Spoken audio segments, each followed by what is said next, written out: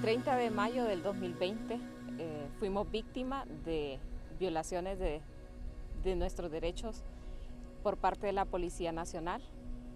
Ese día era mi día de circular. Le pedí a mi hermano que me acompañara para hacer algunas diligencias personales, y cuando salimos de casa, había un primer retén a una cuadra de nuestra casa porque estaba cerrado totalmente el pueblo y para poder ingresar habían retenes. Cuando pasamos el primer retén, les expliqué que era mi día de circular y que le pedí a mi hermano que me acompañara para poder hacer mis trámites. Y en el primer retén no tuvimos ningún problema, ellos nos permitieron el ingreso al pueblo.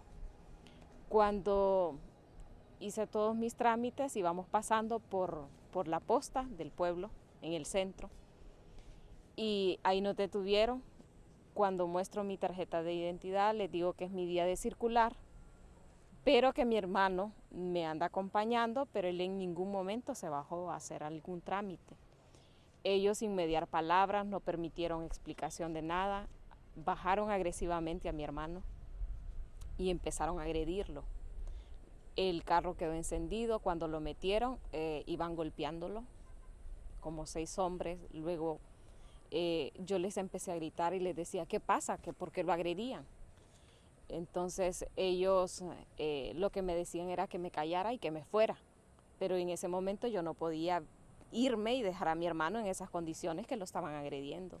Emergencia por el coronavirus en tierras hondureñas, este día autoridades gubernamentales, a través de una cadena nacional, anunciaron un estado de excepción en todo el país. Ante esto, el gobierno decretó que quedan restringidas por un plazo de 7 días a partir de la excepción las garantías constitucionales. Se permitirá la circulación de vehículos particulares por las vías de uso público para la realización de las actividades referidas en el apartado anterior o para el abastecimiento de combustible. El ciudadano que irrumpa estas normas será expuesto a posible detención por parte de las autoridades de seguridad en el país. Para Impacto BTV, les informó Efraín Guevara.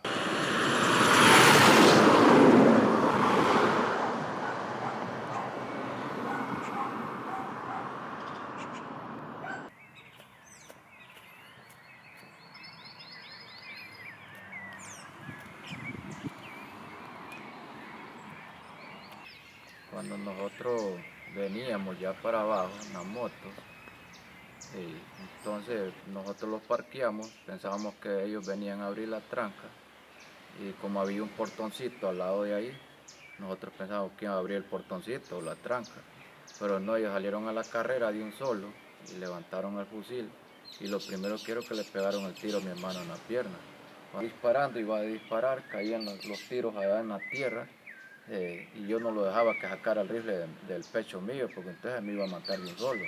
Y entonces el otro chepo, cuando terminó a mi hermano en el suelo, fue a darme a mí el tiro aquí, que me pegó aquí el rozón. Y me pegó el otro culatazo acá, que me reventó aquí, y me pegó otro culatazo acá. Después yo no supe nada ya en el suelo ya. Y ahí quedé inmóvil. Ya cuando me pasó como a los 15, 5 minutos, 10 minutos por ahí, dice la señora, la trucha Lourdes Guardado, que yo me levanté, dije todo su rumbo, y fui a caer a la puerta donde ella, y casi que caí adentro la trucha. Y ya de ahí no me pude levantar hasta que ya me sacaron en un carro. Lo de la pandemia justifica el accionar cruel de la dictadura o del dictador sin ninguna medida de reflexión, lanza a los militares a las calles, obliga y ordena a la ciudadanía que se concentren en sus viviendas, en sus hogares, los que tenían, sin importarle en absoluto el tema de la necesidad de cubrir lo básico, lo elemental. Y cuando digo lo elemental, me refiero hasta el agua. Mucha gente a principios de la pandemia fue despedida, violentándole todos sus derechos. Y entonces luego cuando miraron que yo empecé a tomar una foto y a llamar, luego empezaron a agredirme a mí. Me empezaron a agredir. Yo recuerdo que estaban agrediendo a mi hermano como 6, 7 hombres. A mí me empezaron a agredir aquel montón de hombres también. Andaba súper golpeada, la cara, manotadas en la cara, me pegaban patadas. me insultaban y luego nos metieron a la cárcel por 3-4 horas. Es en ese monitoreo permanente que tuvimos que empezamos e iniciamos contactos con cualquier cantidad de personas de diferentes partes del país, donde nos reportaban que la Policía Militar de Orden Público y la Policía Nacional Civil los agredían, los asesinaban en la calle, y cómo las familias se enfrentaban a ese proceso. La crisis humanitaria y sanitaria en el país como consecuencia de la pandemia del COVID agudizó ya la crisis que el país tenía desde hacía 12 años y además se tradujo en una crisis de derechos humanos que trajo profundas y graves consecuencias al país. El 16 de marzo del año 2020, y como consecuencia de los primeros casos en el país, precisamente se decretó un estado de emergencia que, además de suspender garantías y derechos fundamentales y de restringir garantías constitucionales, también restringía la libertad y suspendía la libertad de expresión y la prohibición de detención e incomunicación más allá de 24 horas, que son derechos cuya suspensión no se justifica vis a vis la propagación de una pandemia. Ese día en la tarde, ellos dos, mis hermanos, iban a ir al trabajo y luego primero iban a ir a la sesión. Entonces ya los dos militares se dirigieron directamente a ellos dos, a mi hermano el otro. Mi hermano, el finado, está en la moto sentado. Y entonces vino el militar y se le acercó a él y le dijo que no podía pasar. Le dijo él, se sacó el carnet de fumigación que andaba él y le dijo, voy para las sesiones y que vamos a tener unas sesiones. Bueno, puedes pasar, le dijo, y le puso el fusil en la cabeza. Entonces mi hermano con la mano le dijo, baja eso porque yo ando desarmado, yo no tengo problemas. Entonces con la misma que mi hermano le hizo al fusil a un lado así, el otro que estaba a la par de él, otro militar, vino y le disparó a mi hermano al finado que estaba sentado en la moto. Le disparó en la pierna. Entonces mi hermano con el disparo en la pierna cayó. Cayendo de la moto, el mismo militar le cayó encima a patadas hasta dejarlo inmóvil, pues. Y de ahí se le abrió varias veces con el fusil a tiros, que eran varios tiros que le pegó a mi hermano. En primer lugar, durante todos los meses se produjeron un gran número de detenciones y arrestos de personas que, por carecer de los requisitos legales necesarios y además debido a su uso generalizado, se traducen en detenciones arbitrarias o detenciones ilegales.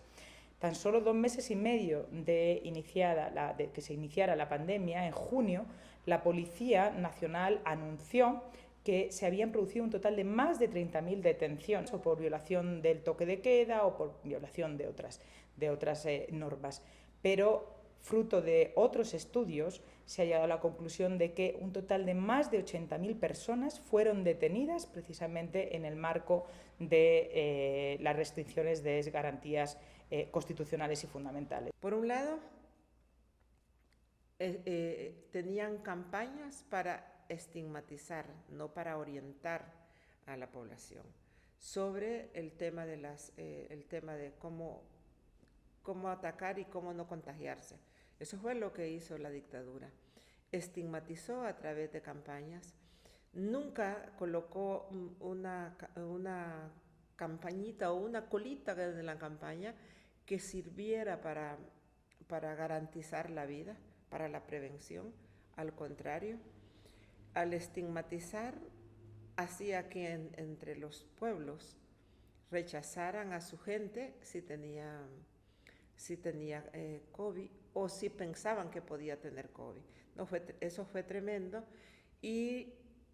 porque lo que pretendía era que los problemas se masificaran públicamente y que se viera que era entre vecindades, entre comunidades, entre civiles, para justificar entonces la intervención militar.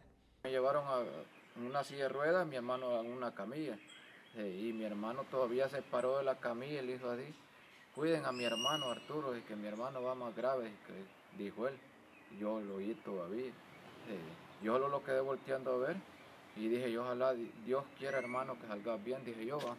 Y pues ya estando allá a las 12 de la noche llegaron dos policías y otros dos moteados a quererme sacar a las 2 de la noche, a mí, por otro amigo que hay acá, que tiene la mujer que es doctora, por eso fue que no me sacaron. Y no porque me llevaban de seguro a saber para dónde. Y mi hermano salió bien de las operaciones allá en Catarino, dicen. En el cambio de turno sacaron a la cuñada de adentro, dicen, para afuera, y a los 15 minutos que se metieron los dos chepos, ya mi hermano ya se estaba muriendo, como que lo inyectaron, dicen.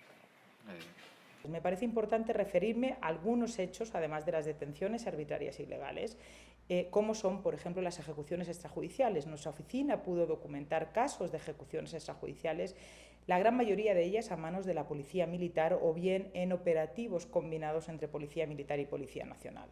Algunos de estos casos muy graves, el caso, por ejemplo, de una persona que fue asesinada simplemente porque pasaban sin mascarilla por un retén de la Policía Militar, y así tenemos otros muchos casos también donde las fuerzas de seguridad precisamente incurrieron en ejecuciones extrajudiciales. A estos también se suman casos de desapariciones forzadas. En el país, precisamente, también uno de los casos más conocidos es el de Triunfo de la Cruz, pero hay otros casos también de víctimas de desapariciones forzadas.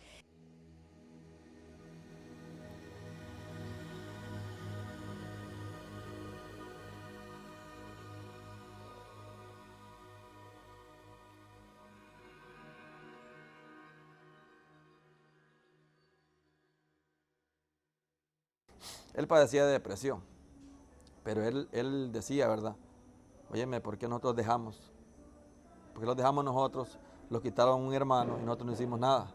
Entonces viene yo y le dije, ¿verdad? Mira, le digo yo, pues hay que dejárselo a Dios.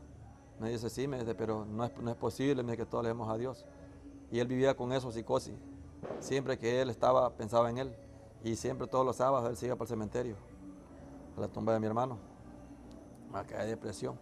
Ya un día en la tarde, un viernes parece que fue, él los avisó, un martes fue, los avisó y los dijo, dice, búsquenme aquí en el cementerio que yo me voy con mi hermano, dijo él. Me mandó un mensaje, que aquí lo ando todavía yo, aquí voy a estar, yo ya voy para arriba, dice, con él. Pórtense bien y llévense bien ustedes, dijo. Y era cierto que se había quitado la vida. Difícil porque de esto la familia ha estado sufriendo mucho. Bueno, usted sabe que es perder a un ser humano. Y más cuando una persona como era él, el finado, que él no se metía con nadie. No, como yo le digo, nosotros somos pobres, y todo se ocupa pisto para andar en tanta vuelta. Y uno antes hace para los frijoles y el arroz acá. Gente que uno quisiera, ya que los enterraran a ellos, que se llevara el caso, pero como uno no puede andar dando tanto gasto de pisto, cuesta hallar el pisto acá. Y el abogado lo contrató Jaime, mi hermano, para salir nosotros de donde los encerraron. Si no, ahí estuviéramos todavía. No, por mi parte, que si me ayudara a encerrar a esos dos chepos que mataron a mi hermano, pues estaría bien. Porque ellos los amenazaron a nosotros, y nosotros abríamos el pico, los dijeron que los iban a mandar a matar. Recuerden, dije, que ustedes son poquitos, dije, nosotros somos las bandadas de chepos, dije. Cualquiera de nosotros, dije, podemos mandar a otras personas, dijeron ellos. Si abren el pico ustedes, dicen, los vamos a mandar a matar siempre. Nosotros por eso ahora con miedo así decimos las cosas, pues, porque no se puede con ellos.